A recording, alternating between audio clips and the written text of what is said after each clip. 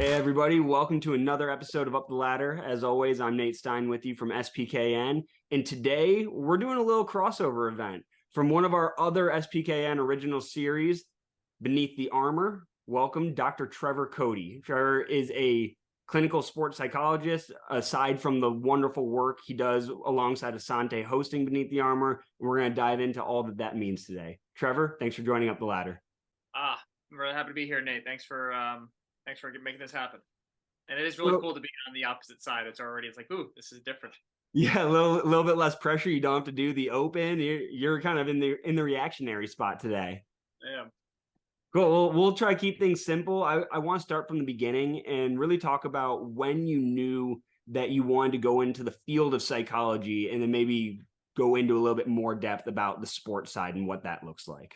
Yeah. So when I wanted to go into the field of psychology, I don't think that I consciously knew that I wanted to be in the field probably until the middle of my college experience, where just randomly took different courses, and I happened to take a Psych 101 and then a social psychology class, and it seemed to be really easy to me. I didn't really need to study to get good grades, where every other course I just seemed to like drowned in the material and still wasn't really able to comprehend the material. So I was just like, that I'll probably just keep choosing something that is coming easier to me. And so one thing led to another. That summer, I connected with one of my mentors as an undergrad professor, and I did a 3-month internship working with children with autism. And that was my first ever exposure to this idea of psychology, or providing psychological services to individuals. And I loved every second of it. There was something about being able to meet someone where they're at. And so in the world of children with autism, they're struggling on some different either social skills, and being able to either make big or small changes was something that I got really excited about each and every day. So then I realized, well, I love sport and I love this idea of psychology. What do I need to do? So I just continued with psychology, knowing that I wasn't going to be becoming a professional athlete, which was my dream. So I guess I just continued to follow the guidance of people that I really trusted and believed in, and a lot of them was in my family, and even more so my faculty advisors, and just continued taking jobs in the field of psychology until I graduated. And I was like, so what do you do in this field? How can I work full time? And I'll say that's the sport piece, but there's something else that's pretty interesting that I didn't realize until after the fact, many years after the fact, of why psychology. And I don't believe that that idea that psychology came easy to me was by coincidence. I believe very much that our environment can really shape things. And so when I think back to my life growing up, my parents really put a strong emphasis on being in the service to others and giving back in a way where you're helping an individual connect with someone, and then help them heal through that connection. And so that was where I worked as just a volunteer for homeless shelters, for women shelters, and I'd play with their sons. And then I was also, from like a friend standpoint, really liked and found it really interesting to like, how do I learn about someone? And that was just something that really I always realized as something came to me. So when I think back to how much that environment impacted what I wanted to do for my career, I feel like the dominoes fall really, really well and fit into place. So that's kind of like the psychology world of it. I can get to the sport piece if you want, but is there anything that you want to clarify or follow up with on the psychology in general? No, I think anything with psychology probably needs clearing up to an extent. Everybody has different experiences with psychology, whether it's for seeing a behavioral therapist or ranging all the way to, we see a lot of athletes working with performance coaches and tackling psychology from that direction. And we'll obviously get into the sports, but I'd love to hear your thoughts on some of those parallels and how being in maybe some of the more traumatic situations, helping people deal with issues based in their past or the way that they were treated at a certain point, how that was able to prepare you to move into the sport world. So, psychology is a massive field, and there is, certain psychological fields where it's really just behavioral. So those would be either ABA, so applied behavioral analysis, or applied certified behavior analyst, and all the way to providing certain types of therapy that would relate to, pet therapy and all of those that has more of an art feel to it. And then there's some really extremes where there would be, crisis intervention therapists and psychologists. And, it doesn't have to be a psychologist. You can be any licensed mental health provider. And so for me, how I found the niche was there is something pretty special about another individual trusting you with their private information. Like that level of vulnerability, to be in a space where someone's like, hey, I'm going to be open with you. I'm going to be really vulnerable with you about things that I've never talked about with other people, but I know they're getting in the way. And they choose me to be that person. That's the goosebump moments that I really look forward to.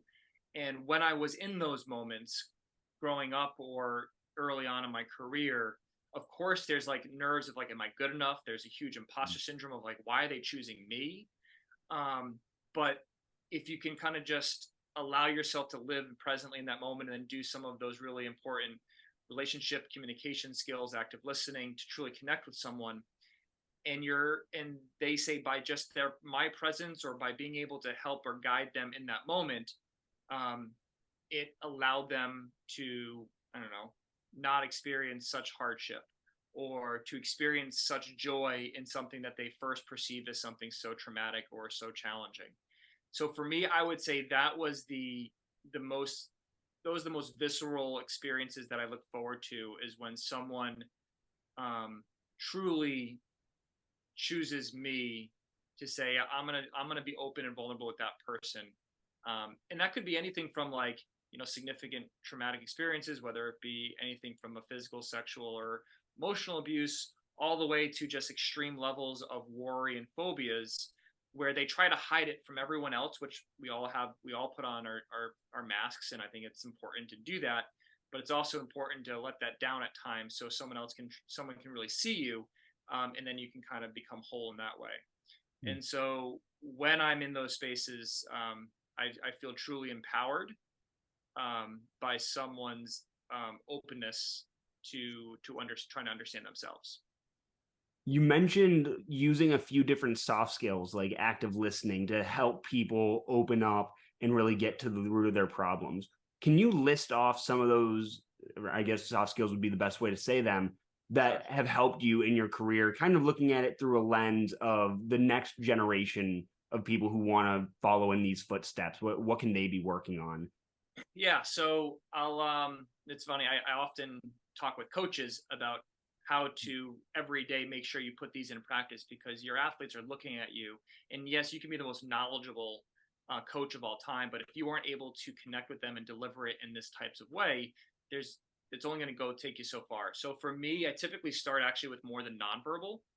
And it is really important, to make sure that you've created an environment or space where it's private and it's just them. So I can even have a conversation with a client or just an interaction with someone, and if it's not the right space, meaning there's all these eyes all over the place, and that person doesn't feel like I can really open up here, but you're forcing someone to, they're going to feel really uncomfortable. So for me, nonverbal communication in terms of the environment you're in, and then just your body language.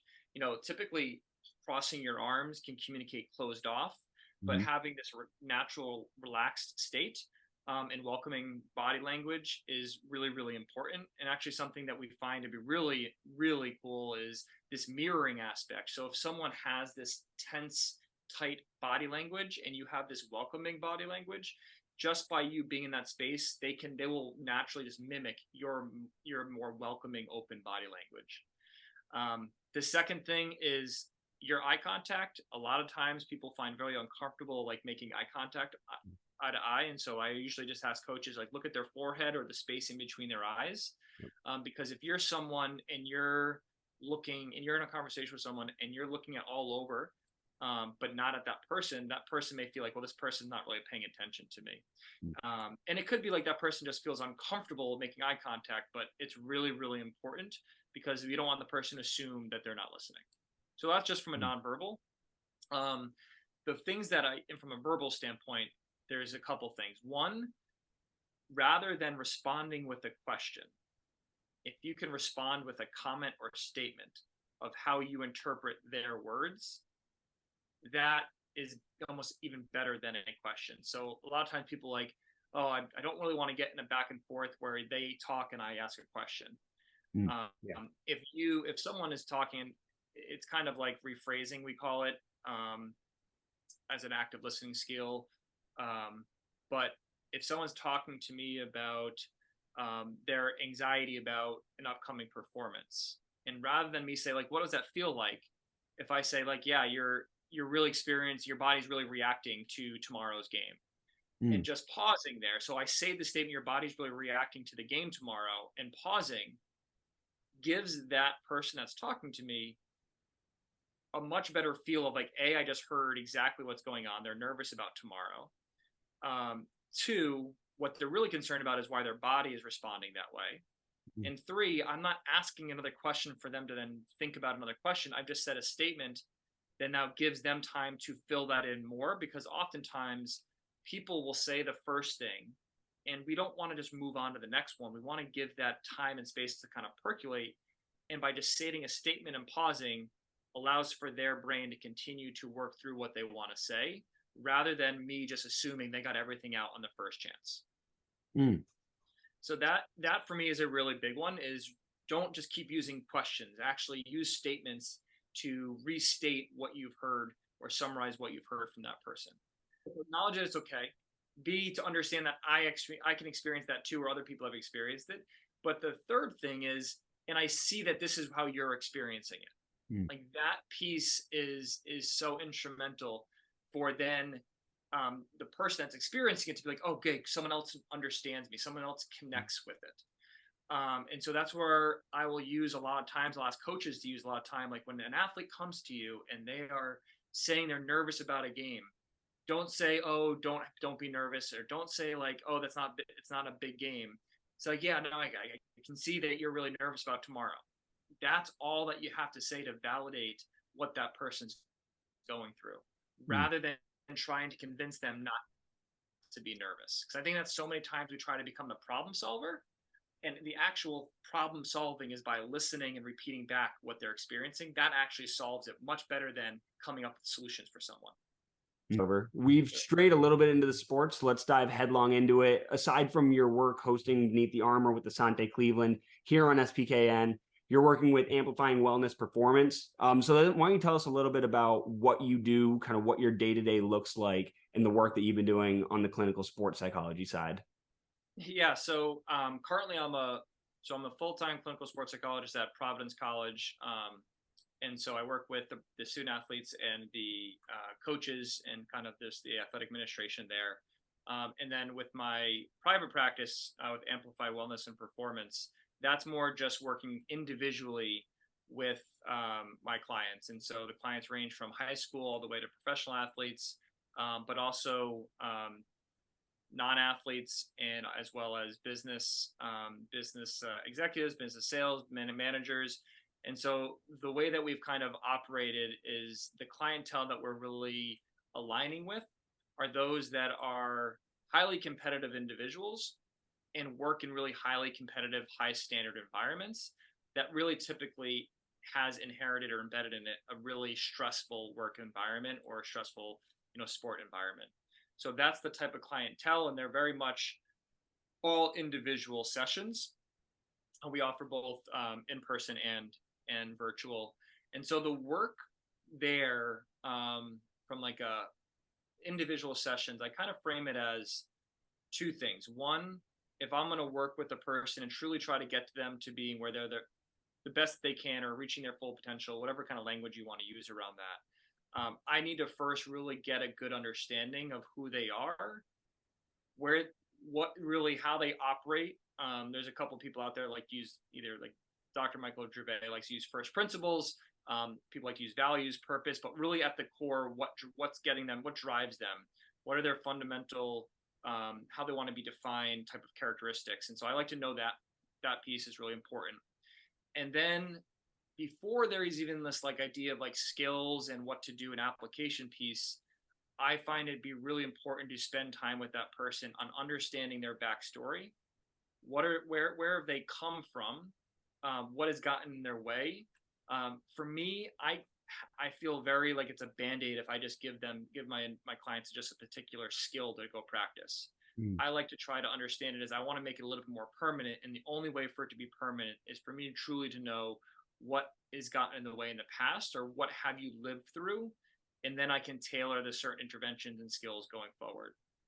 And so that for me, that looks a little different than I think a lot of times when you're working within the performance realm is like, let's deal with the here and now. Our philosophy is very much, we want to deal with the here and now, but in order to be the most effective, we do got to spend some time on your backstory. And that's where it'll be a little harder for these like highly competitive individuals, because they really just want to focus on the here and now. And that's where we really need to take a step back and say, no, like, please, let's, it's the quote, like the quote unquote therapy piece of like, yeah, we're going to talk about yourself, and you're going to talk about your family relationships, you're going to talk about your social relationships. Like those pieces are really, really important.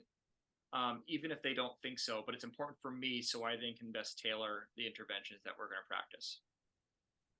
Interesting. And I'm assuming a lot of those aspects of highly competitive individuals, high performers, that carries over into a bulk of what you see in these elite athletes at Providence as well.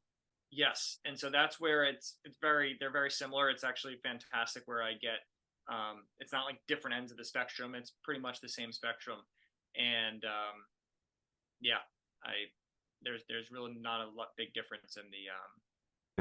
So before we run out of time here, I want to get one last thought. If there was a young student, high school or college, or possibly even younger, that said, hey, I've seen the growth of sports psychology, I've seen the impact that has on these athletes, how do I do what you do? What advice would you give them? So the best advice I would give is look to become a really sound and strong clinician. So seek first to become a licensed mental health provider.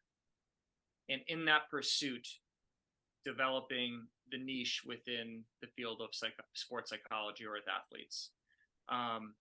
There is typically two different fields within the sport world, whereas you can be a performance consultant, CMPC, or you can be a licensed mental health provider. When I started, I thought I just wanted to be a CMPC and be a performance consultant.